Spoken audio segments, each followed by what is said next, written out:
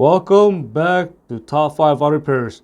How do you know you have bad timing guides? The purpose of the timing guide is to allow the timing chain to slide or glide on the timing guide with little to no friction. The first sign that you know that your timing guide is bad and it is worn is going to be noise. The reason why you're hearing noise is because this part of the timing guide is worn. When that part is worn, it's going to cause the timing chain to start rattling on it. And if it's completely worn, it can cause the timing chain to start slapping on it. So you're going to hear a slapping noise, you're going to hear a rattling noise, and so on. And if this part breaks off and breaks into little pieces, it's going to sound like something is broken inside your engine. It's going to make all sorts of odd noises like knocking noises and so on. If this piece is completely worn, this little plastic piece can actually end up inside the engine oil.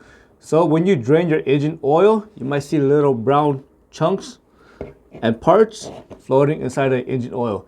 That is how you know that the timing guide is bad. So once again, look at it. If you see brown pieces, then you know you got bad timing guides. When the timing guide surface is very worn, it's going to cause a lot of slack. When there is too much slack, this can cause your timing to jump. And when your timing jump, it can cause issue.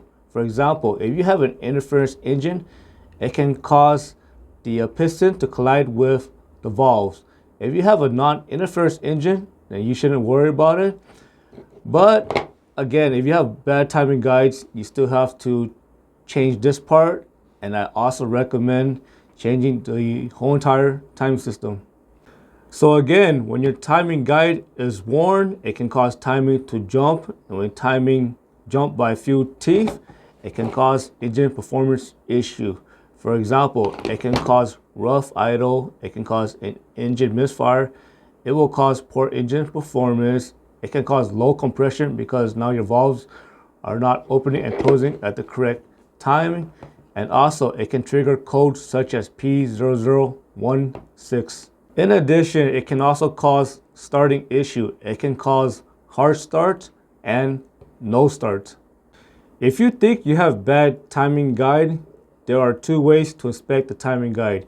You could either remove the valve cover and check on the top end by using a flashlight, and you can shine down at the timing system and look at the timing guide, or you can remove the timing cover and inspect the timing guide that way. Of course, removing the timing cover is going to require a lot more work because now you have to remove the power steering pump, pulleys, belt, and so on. Whatever part is on the way.